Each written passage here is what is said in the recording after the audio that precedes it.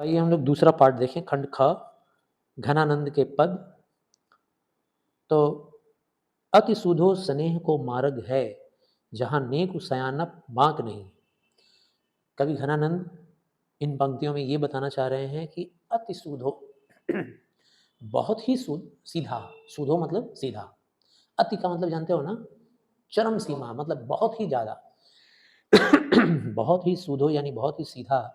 स्नेह को मार्ग है। स्नेह यानी कि स्नेह, स्नेहा, ठीक है ना। स्नेह यानी प्रेम। तो स्नेह का जो मार्ग होता है, प्रेम का जो मार्ग होता है, वो बहुत ही सीधा होता है दोस्तों। जहाँ नेकु सयानप बांक नहीं। नेकु पहले लाइन में भी आया था। नेकु का मतलब होता है थोड़ा भी, तनिक भी। सयानप बांक नहीं। सयानप का मतलब क्या होता है? सयानापन, चालाकी, ठीक है ना। बांक नहीं, यहाँ कोई चालाकी नहीं चलता है प्रेम में। प्रेम में कोई बांकपन नहीं चलता है, टेढ़ापन। बांक मतलब क्या होता है? टेढ़ा। तो जो टेढ़ा आदमी होता है, सयाना आदमी होता है, वो क्या प्रेम करेगा? वो तो चालाकी दिखाते ही रह जाएगा। झूठ बोलेगा, ठीक है ना, धोखा देगा। झूठ बोलना, धोखा देना, चकमा देना, ये सब कौन करता है? बांकपन जिसके अंदर होता है, टेढ़ापन जिसके अंदर होता है, या जिसके अंदर सयानप होता है, यानी सयानापन होता है। तो वो प्रेम नहीं कर सकता, क्योंकि भाई स्नेह का मार्ग तो बहुत सीधा है। ये गोपियां उलाहना दे रही हैं, कंप्लेन कर रही हैं, किसको? श्री कृष्ण को। वो श्री कृष्ण को क्या मानती हैं? बहुत सियाना है, बहुत चालाक आदमी है, हम लोग को प्रेम के जाल में फंसा लिया, सब गोपियां पीछे पीछे दौड़ रही हैं और भाग गया, ठीक है ना। बहुत बदमाश आदमी है, ऐसा कहना चाह रही है।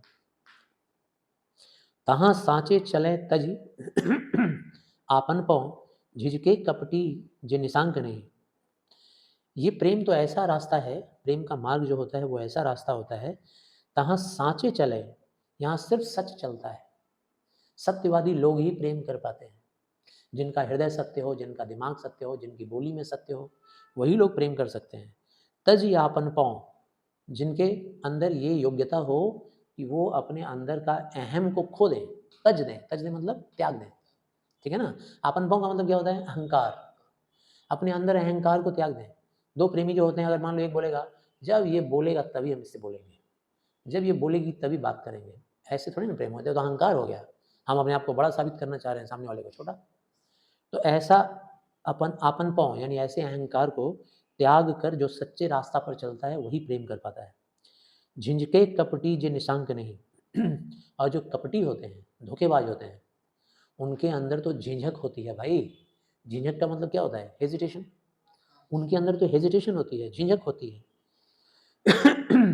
और वो हमेशा शक करते रहते हैं, डाउट में रहते हैं, संदेह में रहते हैं, ठीक है ना। तो जो कपटी लोग होते हैं वो झिझकते हैं, वो संदेह में रहते हैं, वो क्या प्रेम करेंगे? प्रेम करने वाला तो सत्यवादी होगा, हृदय से सत्य, मन से सत्य, दिमाग से सत्य, बोली में सत्य। उसके अंदर कोई बांकपन नहीं होगा, कोई सयानापन नहीं होगा, कोई अहंकार नहीं होगा। घन आनंद प्यारे सुजान सुनो। अब देखो यहाँ सुजान आ गया।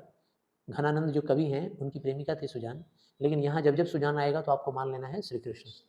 तो घनानंद कहते हैं कि ऐ मेरे प्यारे सुजान, मतलब हे कृष्ण सुनो। अब तुम सुनो, श्री कृष्ण यानी गोपियां कह रही हैं, किसको? श्री कृष्ण को। यहाँ एक दूसरों आंक नहीं। ये जो प्रेम होता है ना, इस प्रेम के मार्ग में भाई एक की गिनती होती है, बस एक। इसमें एक ही गिनती होती है, दो का कोई नाम नहीं है, दो का कोई जगह नहीं है। दूसरों आंक नहीं, दूसरों मतलब दूसरा, आंक मतलब अंक। इसमें एक ही अंक है, क्या? एक। अब जैसे मान लो हम जिससे प्रेम करेंगे तो एक ही से प्रेम करेंगे।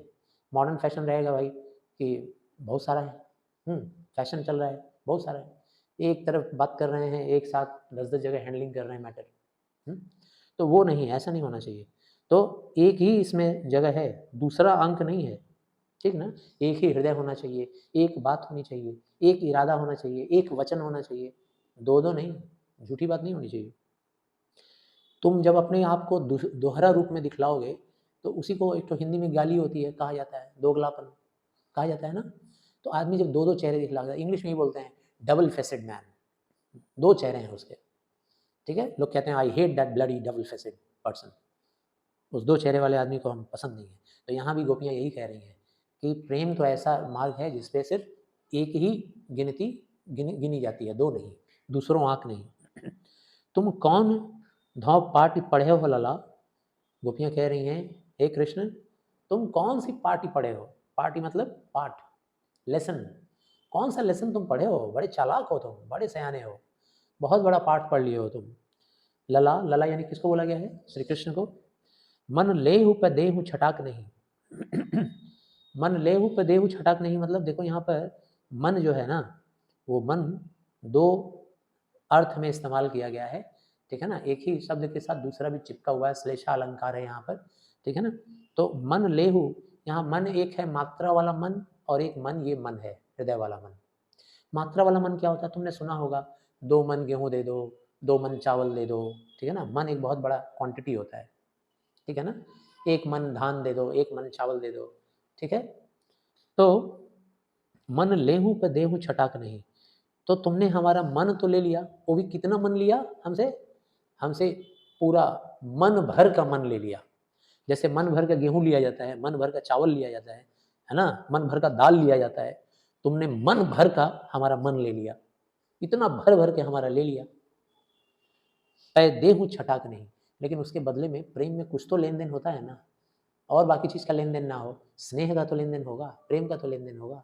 तो जितना मन तुमने हमारा लिया, उतना मन तुम अपना भी हमको देना चाहिए था। लेकिन तुमने अपना मन कितना दिया? छटाक भी नहीं दिया। छटाक इस मात्रा को बोलते हैं, थोड़ा सा, इतना सा। जैसे अगर हम तुमको बोलेंगे एक छटाक चावल दे दो, तो कैसे दोगे? ऐसे निकालोगे और निकाल के ऐसे दे दोगे, एक छटाक हो गया। और मन किसको बोलेंगे? भर भर के, ठीक है ना। तो इतना मन, हमारा मन ले लिया और अपनी तरफ से एक छटाक भी नहीं दिया। कौन सा पाठ पढ़े हो? बड़ा चालाकी वाला पाठ पढ़े हो मोहन, ठीक है ना। तो आशा करते हैं समझ में आया सेकेंड वाला खंड भी। Thank you.